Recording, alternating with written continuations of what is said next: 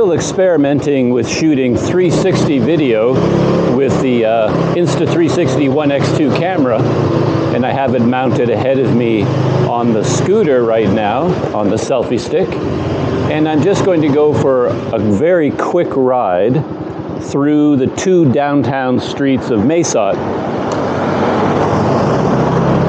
So this is kind of a tour of downtown Mesot in 360, and I have the Rode Wireless Go microphone attached. We're passing one of the larger temples off to my left, the police station on my right. Just up ahead on my left is the Borderline Cafe and Gallery. We just passed it by. These 2 streets are one-way streets, and in the morning like this, they're usually quite empty. There isn't a lot of traffic. A lot of the shops still feel closed. It's 20 after 10 in the morning, and I'm still limited as to what I can do with 360 because I'm only using the Insta360 Studio app that comes with the camera, or that you can download and use with the camera. Here, by the way, is one of the landmarks of Mesot, the Wat Champon-Kiri, the Burmese-style Buddhist temple. I'm just going to ride down here and ride around it in a circle. A lot of the local people use the temple grounds here as a shortcut on their scooter and bicycle to get from one part of town to the other. And there's the temple. It always looks really nice in the bright morning sun. And it's situated along with, on the left there, a very ornate, more traditional Thai-style temple. So this is an interesting spot to see the Thai architecture contrasted with the more traditional Burmese architecture for a Buddhist temple. Yeah, I've got a whole bunch of scooters behind me. They all go much faster than I do when I'm out touring around. I was saying that I'm limited in what I can do, and one limitation is that I cannot combine video clips using my program right now. So I have to shoot this entire video in one continuous shot. So I'm just going to ride up and down the 2 main streets, and that will be the end. I can't stop and start the video, shoot a new clip, and then combine them. I haven't figured out how to do that yet. So here we are, continuing through Mesot. See if I can make this green light. Yes, I can.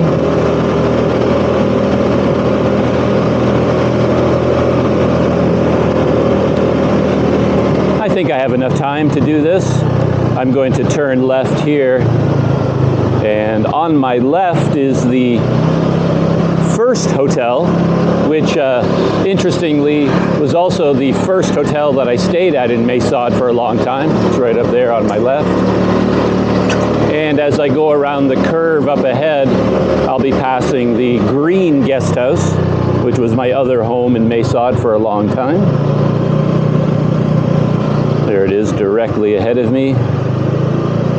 Now on my right, the Green Guest House.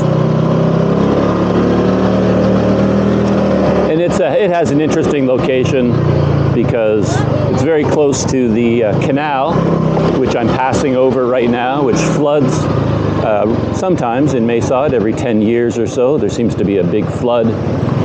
And then there's a big Sunday morning market here. Just on my right again, that's the roof for the big Sunday morning market. I'm probably going to come to this market this Sunday and try to capture some 360 video of the whole market experience. And I'm hoping to use my microphone at the same time and sort of narrate the experience, because I'm very curious whether you can use a 360 camera like this for a regular vlog, not just a cinematic B-roll. These white vans that we're passing right now They all do a short shuttle runs to Tak City. And there are a couple of large buses here that go to Bangkok. And these orange trucks that we're passing by, they do short runs to places like Mae Ramat, Mae Sarang, places like that. Sort of local towns up to the north. So, quick tour by the Green Guest House.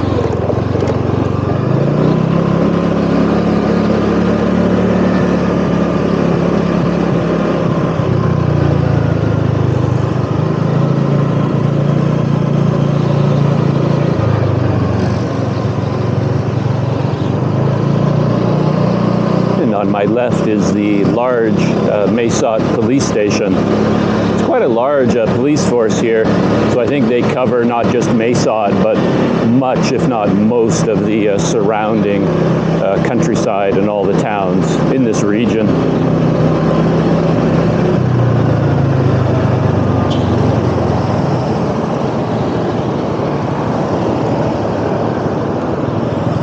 My camera seems to be dropping lower. I guess I didn't tighten my clamp down enough. Let's see if it stays in place. Well, a little bit of traffic going by now.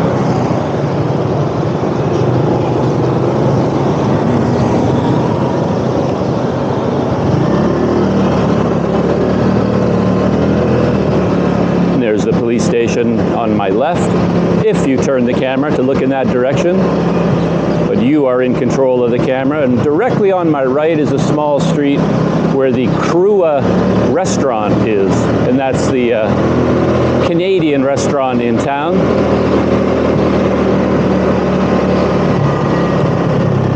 This is still downtown Mae Sot, of course.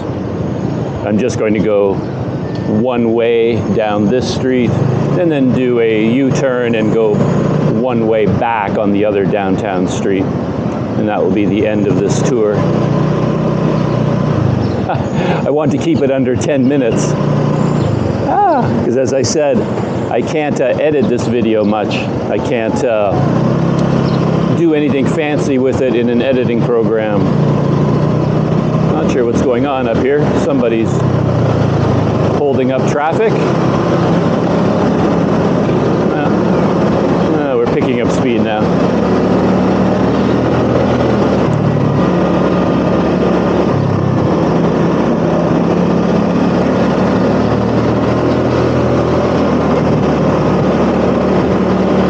There's another well-known Mae Sot landmark just up ahead on my left. Quite a well-known temple. Has a pagoda here with a couple thousand Buddha images arrayed on the outside and inside, I believe. So this is where I'm doing my U-turn.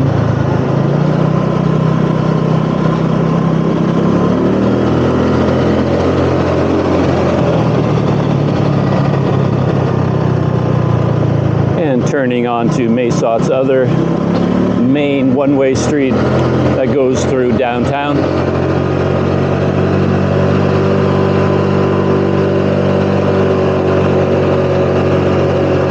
Not a lot of activity on the street just yet. Mae Sot is very changeable as a town. It can strike you as almost a ghost town sometimes, very quiet with empty streets, and then suddenly it bursts into life and there's people everywhere and traffic everywhere. It really has an ebb and a flow to it as a town.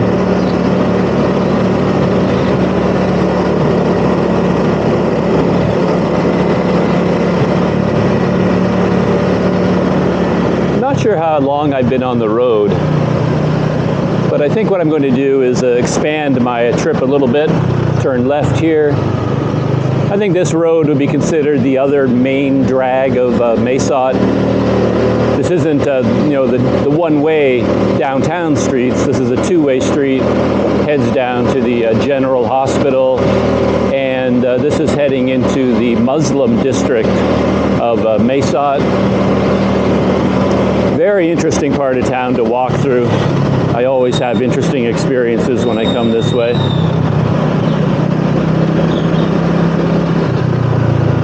all of my usual restaurants and cafes, places I go to, are scattered all around Mesot.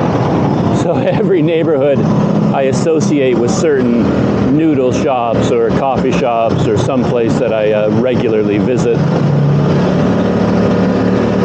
And of course, electronic stores, though Mesot doesn't have very many of those.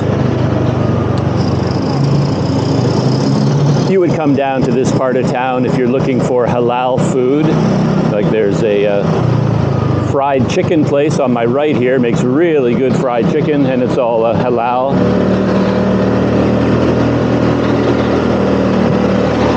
And there's a place up ahead that makes kind of a local version of fast food. There it is, Tonight Barbecue. They make burgers and burritos and rice dishes, and it's all halal as well. Very interesting neighborhood, and if we turned right here, we'd be heading into the dense market streets, and I'm not going to go there today, just staying on the main streets. Big General Hospital off on my left, and that's my signal for doing a U-turn and heading back the way I came.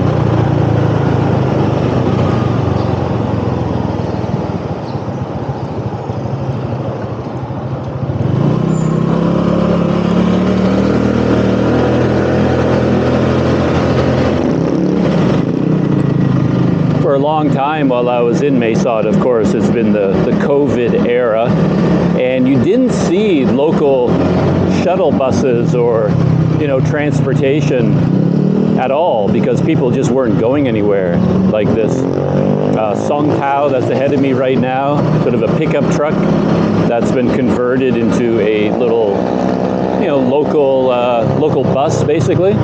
You barely saw any of those on the streets for a very long time because people just weren't going anywhere. Everything was shut down. But you're starting to see them more and more. I just passed another new coffee shop that I haven't actually gone inside. It's a cafe and donut shop called Mood. It's just behind me on the right. Can't see it anymore.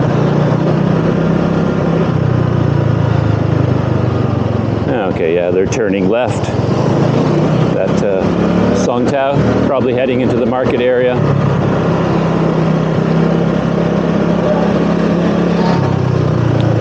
For whatever reason, this part of town has a lot of bicycle shops, like used bikes. They all come from these special bike markets that are down by the river near the border with Myanmar. For whatever reason, this area is known for, having a huge supply of secondhand basic bicycles. The big markets and then all these stores get their bikes from the markets, and there's a whole bunch of them here. There's one just on my right. Two actually big bicycle shops. There are quite a few migrant workers from Myanmar and other countries in this area, and most of them go to work and back home again on these bicycles. So I think they're the main customers for these used bike shops. All right, turning left back onto the one-way street, downtown Mesot, and from here it's a straight shot back to Pandu guest house.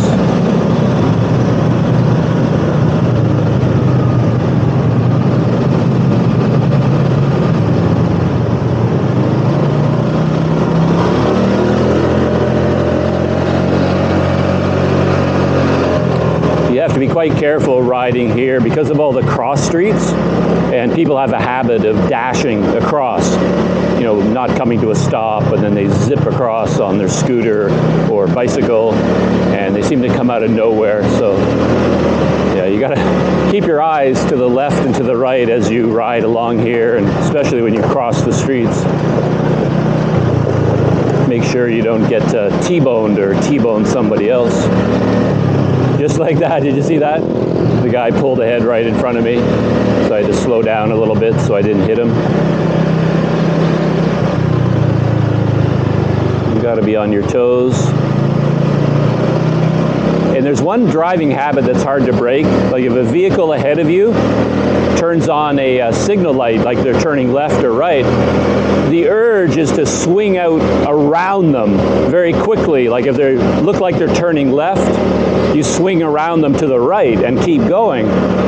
But I've learned that that's a very dangerous thing to do, because people often have signal lights on by accident, and you think they're turning left, and suddenly they'll turn right in front of you, even though they have a left turn signal on. So I think that's a very common way to have an accident here. You swing out around a vehicle that you think is turning, and then when you're beside that vehicle, they suddenly turn in the other direction. So I try to break myself of the habit of doing that. And here we are, back at Pandu House. I really like this place. I love going down this tunnel to get off the main street, and then you head back to the area with all the rooms at the back, and you feel like you're sort of in a nice little retreat from the busy streets. So I'm going to shut down the camera as soon as I come to a stop, and that will be the end of my brief tour of Mesot and my vlogging test of the Rode Wireless Go microphone plugged into the Insta360 One X2. Let's see how that worked out.